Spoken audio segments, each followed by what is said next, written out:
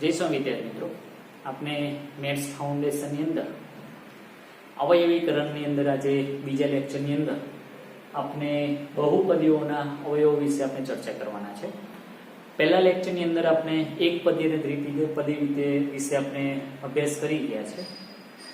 જો જે વિદ્યાર્થીઓ પહેલો લેક્ચર ના જોયો હોય તો સૌથી પહેલા પહેલો લેક્ચર જોવે અને પહેલા લેક્ચર જોયા પછી જ તમે બીજા લેક્ચર પર આવો તો તમને થોડી વિશેષ ખબર પડશે.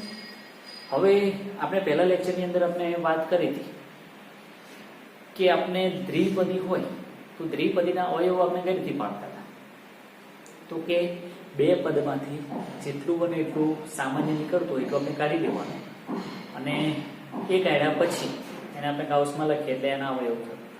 બરાબર?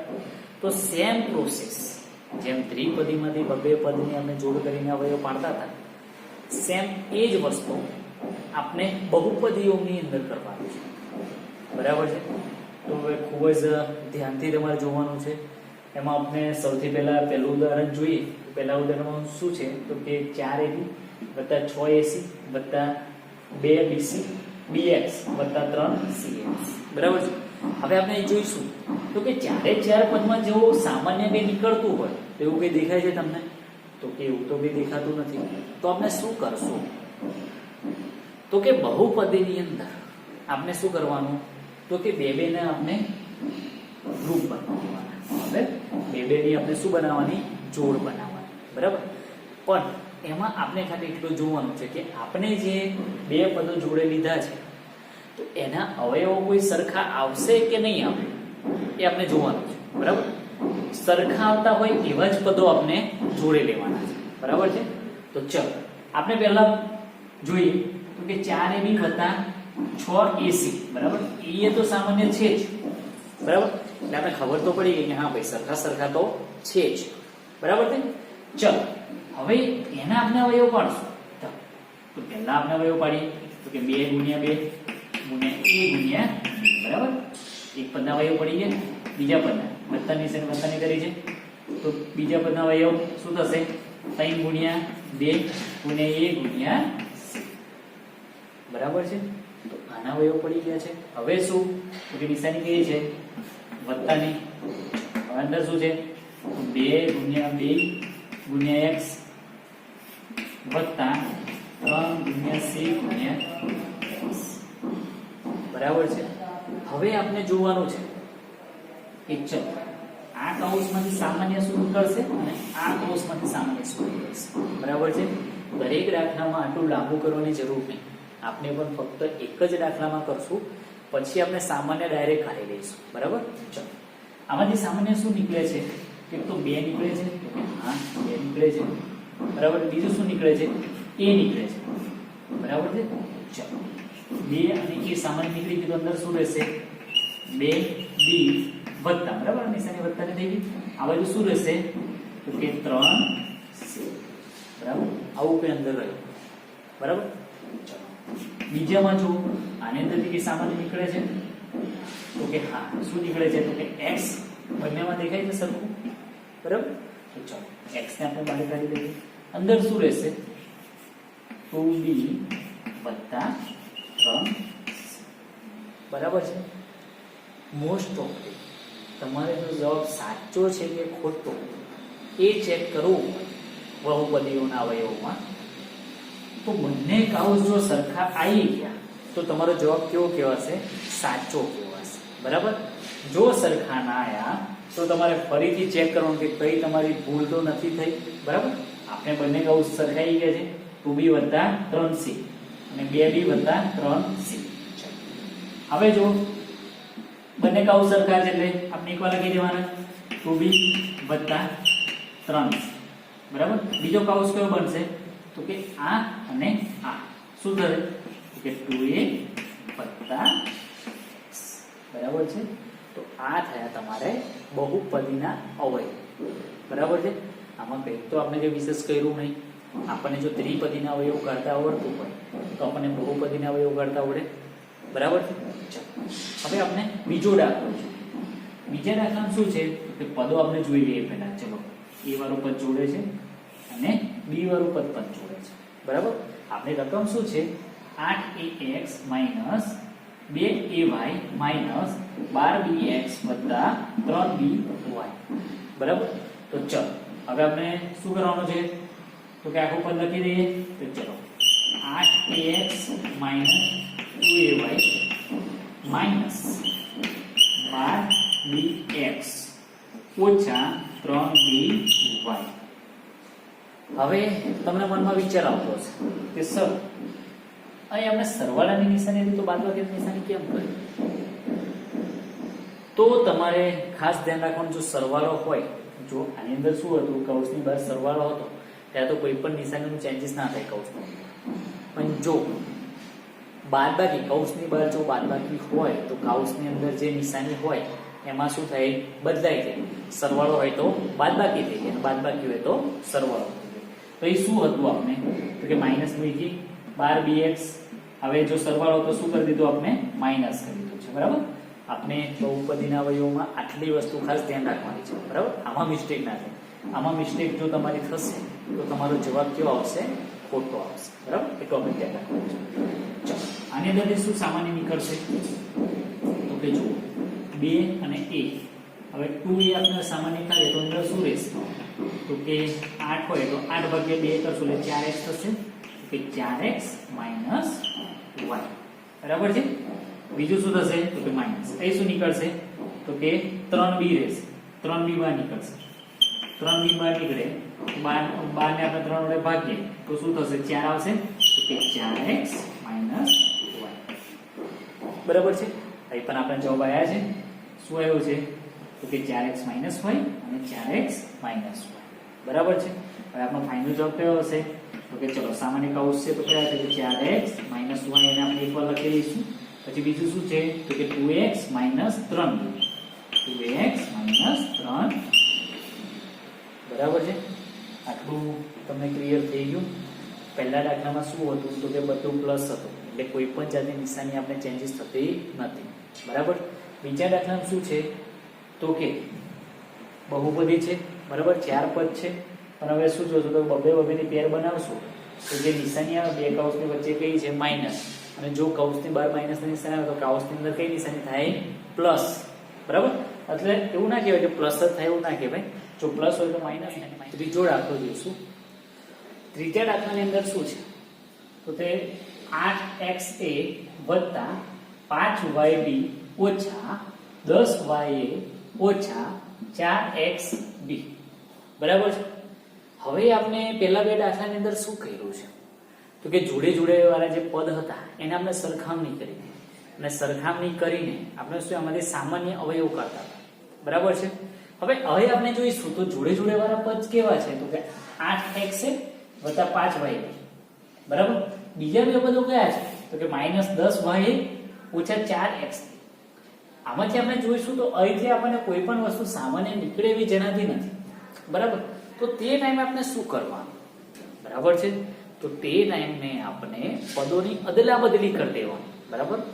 જે પદની સાથે જે અવયવ મતલબ કે સામાન્ય જે નીકળતો હોય એ પદને આપણે ઉઠાઈને એની જોડે મૂકી દેવાનું. બરાબર? તો ચલો પદોની આપણે ફરીથી ગોઠવણી કરી દઈએ. ફરીથી ગોઠવણી કરવી હોય તો શું થાય તો કે 8xa. બરાબર? આની જોડે કોણ બીજું આવશે તો કે આ આવશે છેલ્લું પદ. બરાબર? તો -4xb. હવે એની અંદર આપણે એટલું ધ્યાન રાખવાનું છે કે તમે જ્યારે પણ પદોને તમે એક જગ્યા પરથી બીજી જગ્યા પર મૂકો છો ત્યારે એને શું કરવાનું? એની નિશાની જોડે લાવવા જરૂરી છે. બરાબર છે? તો આપણે 4xb લઈએ. બરાબર? હવે આપણે કોને લઈએ? 10 ને લઈએ કે -10ya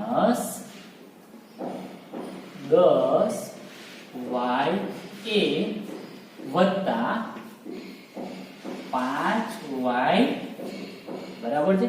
હવે તમને થોડું એવું થાય કે હા ભાઈ ચલો હવે પદો થોડા જોડે હોય એટલે કે સજાતીય પદો થોડા જોડે આવ્યા એવું લાગે. બરાબર?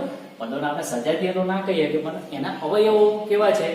એક કે બે અવયવો કેવા છે? સરખા. એટલે આપણને એવું થશે કે હા આમાંથી કંઈક સામાન્ય નીકળશે. બરાબર? એટલું આપણને થશે.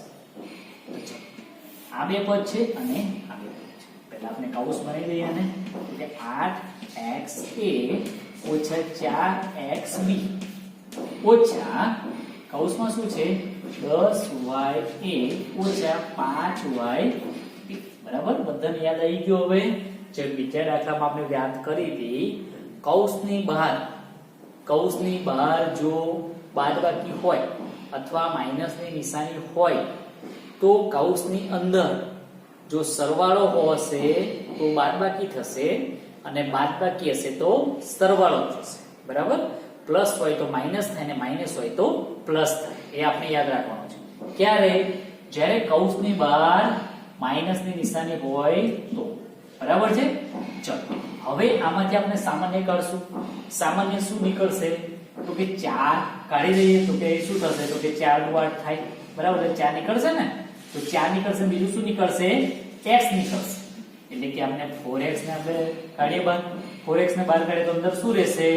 તો કે 2a માઈનસ 4x તો બહાર નીકળી ગયા એટલે શું રહેશે? ફક્ત b. બરાબર છે. અહીં માઈનસ અહીં નિશાની કઈ આવશે?